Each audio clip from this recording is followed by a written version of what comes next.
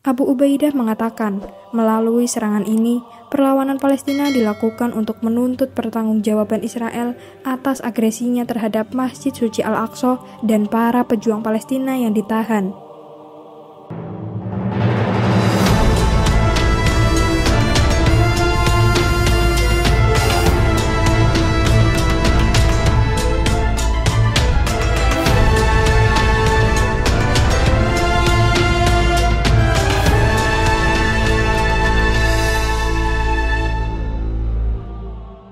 Assalamualaikum warahmatullahi wabarakatuh. Halo Sobat Muslimpedia, semoga Allah selalu menjaga antum semuanya. Muslimpedia membahas tentang kisah para nabi, kisah sahabat dan pengikut nabi, kisah sejarah Islam, dan kisah tentang Islam dan motivasi. Dan di video kali ini kita akan membahas tentang kekuatan militer Brigade Al-Qassam di balik serangan Hamas. Perang Israel dan Hamas Palestina telah menewaskan lebih dari 1.200 orang dalam 4 hari terakhir. Konflik berkepanjangan itu kembali memanas saat Hamas melakukan serangan kejutan pada Sabtu, 7 Oktober 2023. Gempuran itu disebut paling mematikan bagi Israel dalam 5 dekade terakhir sejak tragedi Yom Kippur. Sehari setelah dihantam Hamas, Israel mendeklarasikan perang dan melakukan serangan balasan dengan menggempur jalur Gaza lewat udara, seperti dilaporkan Al Jazeera. Israel telah mengumumkan blokade total terhadap Gaza, termasuk larangan masuknya pasokan air, makanan, dan bahan bakar sebagai bagian dari tindakan pembalasan setelah serangan Hamas. Blokade total oleh tentara Israel dinilai akan membuat penduduk Palestina kelaparan dan merupakan kejahatan perang di bawah Undang-Undang Perserikatan Bangsa-Bangsa. Pasukan yang berada di balik serangan Hamas ke Israel itu adalah Brigade Al-Qassam, sayap bersenjata milik Hamas.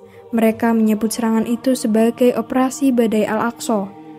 Operasi Badai Al-Aqsa berjalan sesuai rencana, kata juru bicara Brigade Al-Qassam, Abu Ubaidah, dalam sebuah pernyataan, seperti dikutip Antara News. Abu Ubaidah mengatakan, melalui serangan ini, perlawanan Palestina dilakukan untuk menuntut pertanggungjawaban Israel atas agresinya terhadap Masjid Suci Al-Aqsa dan para pejuang Palestina yang ditahan. Ini adalah kesempatan bersejarah untuk mengalahkan pendudukan, lanjut juru bicara tersebut, sambil menyerukan kepada warga Palestina di tepi barat dan di dalam Israel untuk terlibat dalam pertempuran. Brigade Al-Qassam adalah sayap bersenjata milik Hamas Palestina. Berdasarkan data dari CIA, sayap militer Hamas pada tahun 2023 diperkirakan memiliki 20 hingga 25 ribu pejuang. Sayap militer Hamas dipersenjatai dengan senjata ringan termasuk inventaris roket improvisasi, rudal anti-tank, dan kemampuan mortir. Hamas memperoleh senjatanya melalui penyelundupan atau konstruksi lokal dan menerima sejumlah dukungan militer dari Iran.